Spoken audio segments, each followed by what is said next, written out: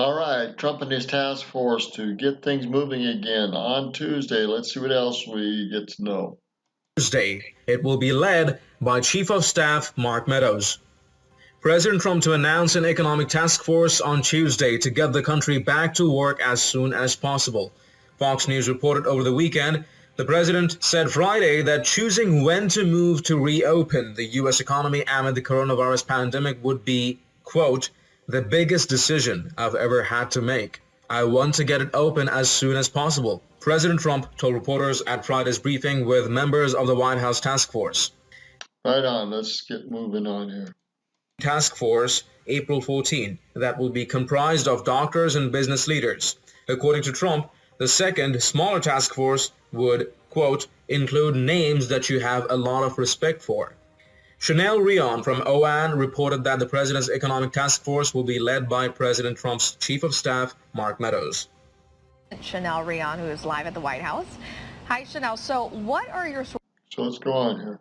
Of this latest joblessness report? We had 6.6 million Americans filing for unemployment last week. We have more jobs numbers that are coming in from the March report that are climbing up to about 4%. So the need to get the economy back on its feet is enormous. And the White 4% of the workforce, so it's probably over 6.6 million. It's large. House is recognizing that and saying that they need to set up a separate task force just to deal with the economy and reopening America by the April 30 deadline. So we're hearing this from Reopen America by the April 30th deadline. I agree. Thank God. senior officials at the White House, yet unconfirmed as far as official statements, but we know from very good sources so far that this is an announcement that might be released as soon as this week. So we are going to be listening for more details on that.